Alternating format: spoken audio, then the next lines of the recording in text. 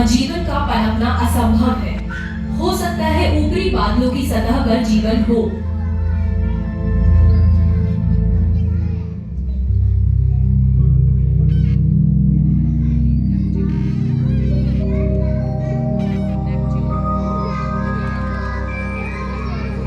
लाल ग्रह मंगल एक चट्टानी धूल भरा ग्रह है।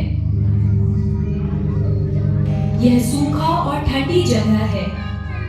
इसके भूदृश्य में जगह जगह ज्वालामुखी पहाड़ हैं जो हिंसक अतीत की ओर इशारा करते हैं। ऊंचे ज्वालामुखी अतीत के भूगर्भीय गतिविधि की वजह से बने हैं। सूखे पड़े नदी तल और तट रेखा दर्शाते हैं कि यह ग्रह एक वक्त में गर्म जगह हुआ करता था जहां तरल पानी था।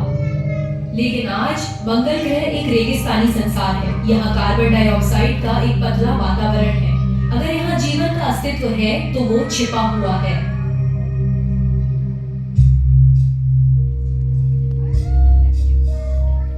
पृथ्वी से कहीं ज्यादा विशाल ग्रह बाहरी सौर मंडल में पाए जाते हैं। यूरेनस और नेपच्यून बर्फ के विशाल खंड हैं जो पानी और अमोनिया से बने हैं। शुक्र और शनि विशाल गैसों से बने हैं जिनमें ज्यादातर हाइड्रोजन और हीलियम होते हैं। इस संसार का वातावरण घना और भारी होता है। इनकी गहराइयों में चट्टानों और बर्फ के नन्हे नन्हे टुकड़े होते हैं। इन अशांत और चरम वातावरण में जीवन का पनपना लगभग असंभव है।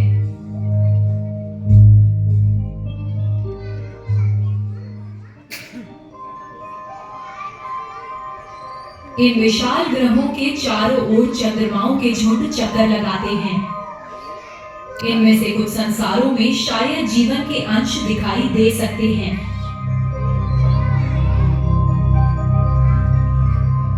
शुक्र का चंद्रमा गैनीमीड बुध ग्रह से ज्यादा बड़ा है। यहाँ उपसतही समुद्र है, लेकिन अगर उनमें जीवन है तो हमें उसका कोई संकेत नहीं मिला।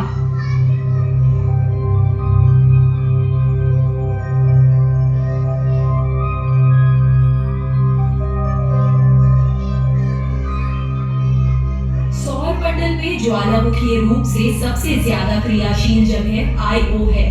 सैकड़ों ज्वालामुखी कुंडों, गड्ढों और छिद्रों से बेहद गर्म पिघली चट्टानें, सल्फर और सल्फर डाइऑक्साइड निकलते हैं। यहाँ जीवन का अस्तित्व असंभव है।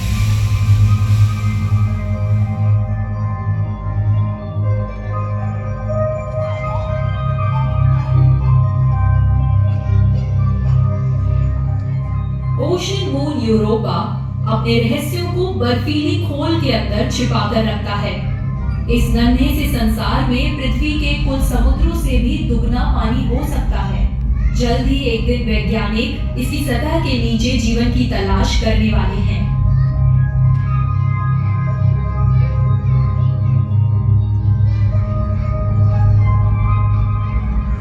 शनि के चंद्रमा एनसेलेडस में भी छिपे हुए समुद्र हैं। इसकी बर्फीली सतह के छिद्रों से बर्फीले क्रिस्टल्स के गीजर निकलते हैं। यह संभव है कि इन समुद्रों में जीवन पनपता हो। अब तक स्पेसक्राफ्ट के डेटा ने इसके बारे में कोई सबूत नहीं दिया है।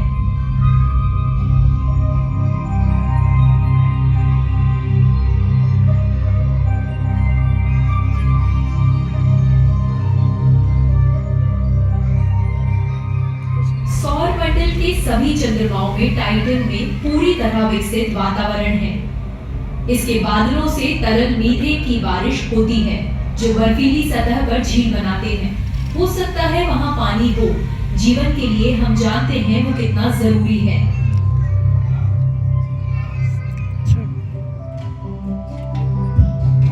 हमारे सौर मंडल के संसार की आकर्षक विविधताएं हमारी एक्सोप्लैनेट की तलाश में हमें उनके बारे में ललचाने वाले संकेत देते हैं।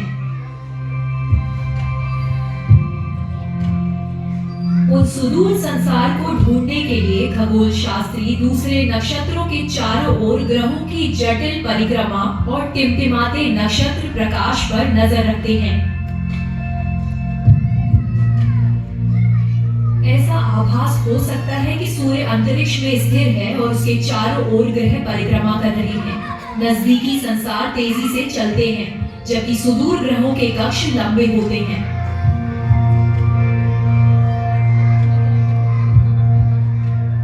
लेकिन सूर्य भी चलायमान है।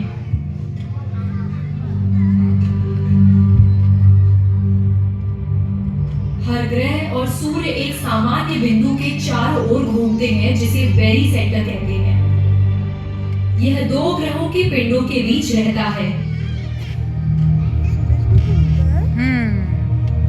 हर बेरी सेंटर ग्रह के मुकाबले सूर्य के ज्यादा करीब रहता है।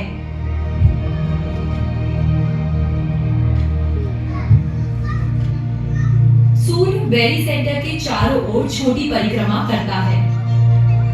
यह डगमगाता है।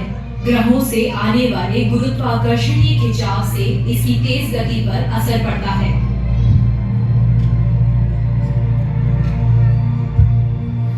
कुछ प्रकाश वर्ष दूर के संसार पर विवेचकों ने सूर्य की डगमगाती चमकीली गति के बदलावों को खोज निकाला है। उसके जरिए वो पता लगा सकते हैं कि हमारे नक्षत्र में ग्रहों की एक प्रणाली है जो उसके कक्ष पर असर डालती है।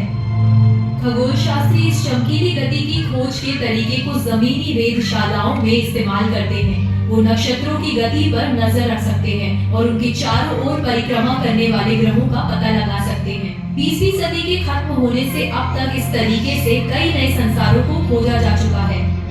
उन खोजों में से एक है प्लैनेट अल्फा सेंटोरी बीबी।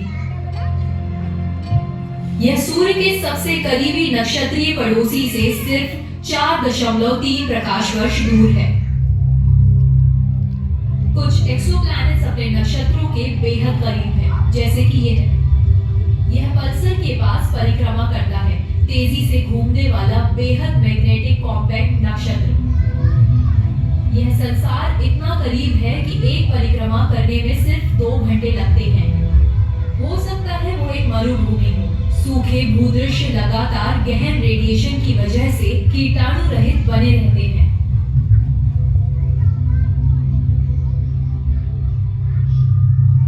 दूसरे संसार अपने नक्षत्रों से दूर परिक्रमा करते हैं। इसे अपने सूर्य के चारों ओर एक ट्रिप लगाने में करीब 500 साल लगते हैं। बहुत मुमकिन है कि यह एक बर्फीली और जीवन रहित जगह हो।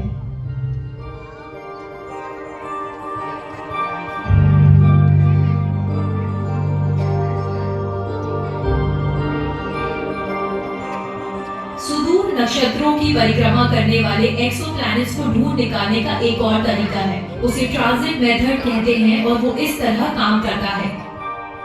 ज्यादातर नक्षत्र प्रणालियों में ग्रह आमतौर पर एक ही सतह पर परिक्रमा करते हैं। हमारे सौर मंडल के सभी मुख्य ग्रहों के लिए यह 100% सच है।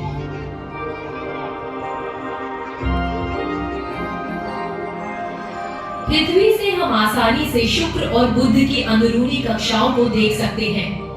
कभी-कभी इनके रास्ते हमारे और सूर्य के बीच आकर एक ट्रांजिट का निर्माण करते हैं। यहाँ तालमेल एकदम सही होना जरूरी है। हम सूर्य के सामने से गुजरते हुए एक छोटे से बिंदु को देखते हैं।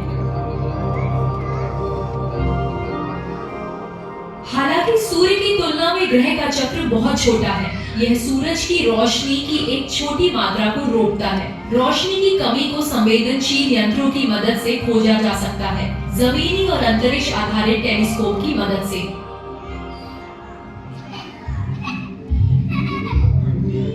ट्रांजिट या पारगमन को ढूंढने के लिए कई ऑर्बिटिंग टेलीस्कोप्स लगाए गए हैं ताकि खगोल शास्त्रियों को दूसरे नक्षत्रों के चारों ओर ग्रहों को ढूंढने में आसानी हो। सबसे पहला था यूरोपियन स्पेस एजेंसी का कॉरॉट मिशन। इसे 2006 में लॉन्च किया गया था। 7 वर्षों तक यह छोटे कक्षों वाले ग्रहों को ढूंढता रहा जो पृथ्वी जैसे संसार हो सकते थे। कोरोट ने सैकड़ों एक्सोप्लैनेट ढूंढ निकाले। गर्म जुपिटर और नेपच्यून जैसे पथरीले पृथ्वी जैसे ग्रह।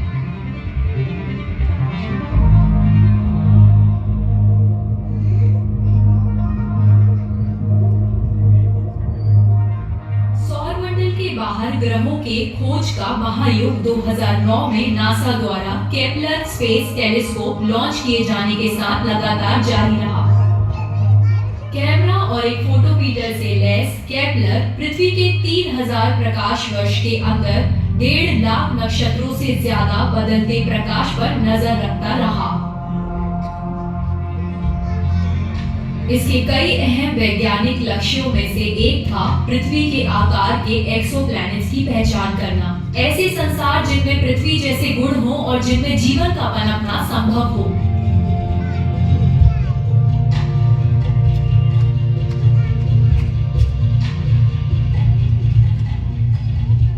सिग्नस और लायरा तारामंडल के करीब केपलर का ध्यान आकाश के छोटे हिस्से पर केंद्रित किया।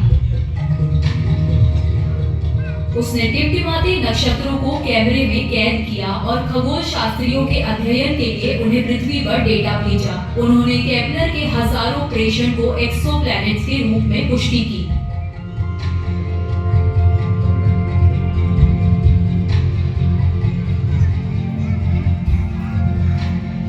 नासा का ट्रांजिटिंग एक्सोप्लैनेट सर्वे सैटेलाइट टेस ने अपना मिशन 2018 में शुरू किया। लक्ष्य था 2 लाख से ज्यादा उन नक्षत्रों पर नजर रखना जो सूर्य के सबसे करीब थे और ग्रहों के गुजरने पर उनकी रोशनी कम होने पर नजर रखना। टेस ने हजारों एक्सोप्लैनेट्स के बारे में जानकारी इकट्ठा की जो इन नक्षत्रीय पड़ोसियों की परिक्रमा कर रहे थे।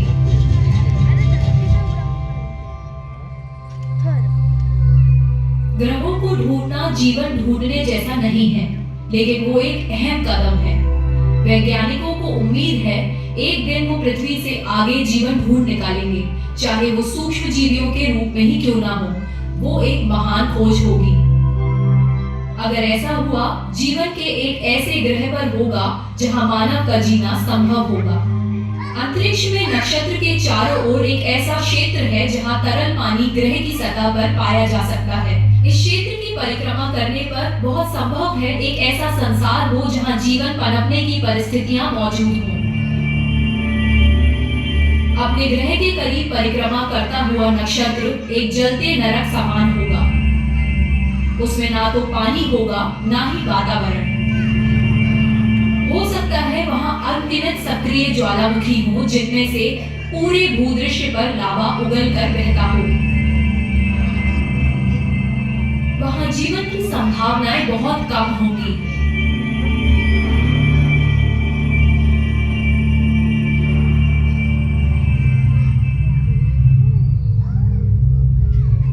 अपने नक्षत्र से बहुत दूर एक ग्रह बेहद ठंडा होगा जहां हमेशा हिमखंड जमे रहते होंगे और जो जमे हुए पानी मीथेन और हाइड्रोजन की चट्टानी सतहों से ढके होंगे।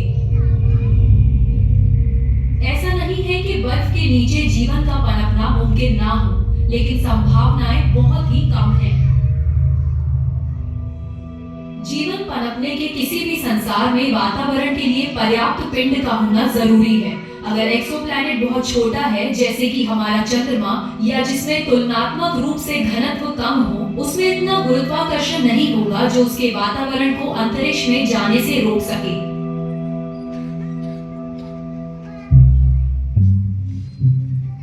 अगर कोई ग्रह जुपिटर जैसा विशाल हो, तो उसका वातावरण बहुत गहरा होगा। हो सकता है उसके बादलों के कुछ क्षेत्रों में जीवन का पनपना संभव हो, लेकिन उसकी गहराइयों में कुछ भी जिंदा नहीं रह पाएगा। जीवन पनपने का सबसे अच्छा उदाहरण है पृथ्वी। यह सूर्य के रहने योग्य क्षेत्र के अंदर है। इसमें वातावरण को संभालने के लिए घनत्व और गुरुत्वाकर्षण है और यह पानी से भरपूर है। क्या कोई एक्सोप्लैनेट खोजा गया है जिसमें इस तरह की विशेष परिस्थितियां मौजूद हो? अब तक नहीं। खगोल शास्त्रियों ने कई गर्म जुपिटर ढूंढ निकाले हैं। यह एक्स्ट्रा जुपिटर ग्रह हमारे जुपिटर के आकार के हैं, लेकिन मर्क्यूरी सूर्य की परिक्रमा के मुकाबले जुपिटर अपने नक्षत्रों के करीब परिक्रमा करता है। क्योंकि यह एक्सोप्लैनेट्स विशाल हैं और अपने नक्षत्रों के करीब हैं, इन्हें ढूंढ निकालना बेहद आसान है। लेकिन यहाँ की परिस्थितियों में जीवन का पनपना संभव नहीं है। लेकिन दूसरे ग्रह जहाँ रहने योग्य परिस्थितियां हैं, उन्हें खोज निकाला गया है, जैसे कि ग्लीजा 667 सीसी। यह सुपर अर्थ कैटेगरी में है, हमारी पृथ्वी से ज्यादा बड़ा और ज्यादा विशाल, लेकिन शायद यहाँ जीवन का पनपना मुमकिन हो।